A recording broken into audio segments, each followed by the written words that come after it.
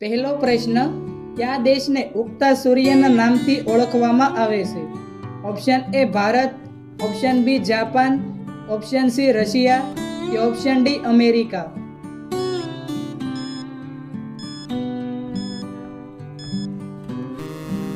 સાચો જવાબ છે ઓપ્શન બી જાપાન.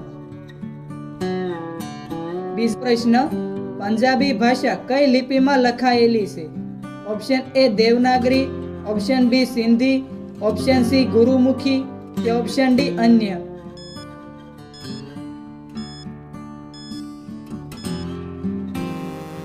સાચો જવાબ છે ઓપ્શન સી ગુરુમુખી. ત્રીજો પ્રશ્ન, વિશ્વ મેલેરિયા દિવસ ક્યારે ઉજવવામાં આવે છે? Option A 22 April, option B 10 April, option C 12 April કે ઓપ્શન ડી 20 એપ્રિલ.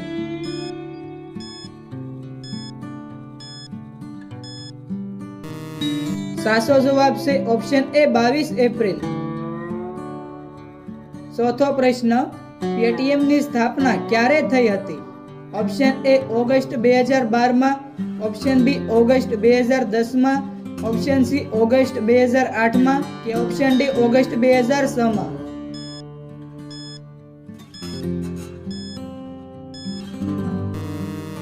સાચો જવાબ છે ઓપ્શન બી ઓગસ્ટ 2010માં.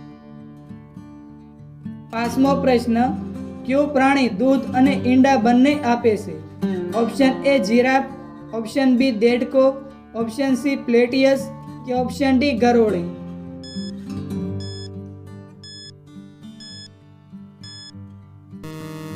સાચો જવાબ છે ઓપ્શન સી પ્લેટિયસ.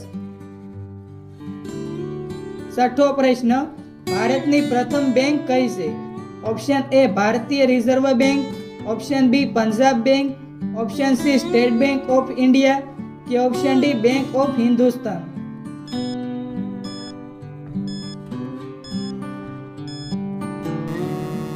સાચો જવાબ છે option D bank of Hindustan. સાતમો પ્રશ્ન, કયા ફળમાં સૌથી વધુ કેલ્શિયમ હોય છે? ઓપ્શન એ દાડમ, ઓપ્શન બી તરબૂચ, ઓપ્શન સી કેળા કે option D kiwi.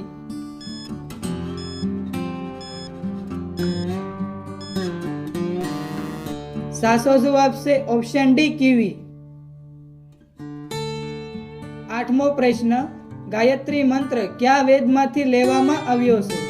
Option A ઋગ્વેદમાંથી, ઓપ્શન બી સામવેદમાંથી, ઓપ્શન સી યજુર્વેદમાંથી કે ઓપ્શન ડી અથર્વવેદમાંથી.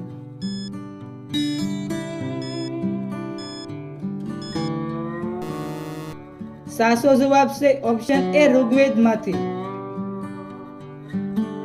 નવમો પ્રશ્ન, મગફળી ખાવાથી શું ઝડપથી વૃદ્ધિ પામે છે? ઓપ્શન એ લંબાઈ, ઓપ્શન બી તાકાત, ઓપ્શન સી યાદશક્તિ કે ઓપ્શન ડી મગજ.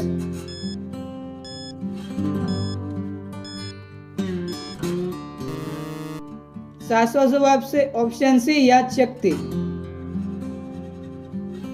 10મો પ્રશ્ન, બાળ દિવસ કયા વ્યક્તિની જન્મ જયંતિ તરીકે ઉજવવામાં આવે છે? Option A Subhash Chandra Bose, option B Pandit Jawaharlal Nehru, option C Bhagat Singh કે ઓપ્શન ડી લાલ બહાદુર શાસ્ત્રી.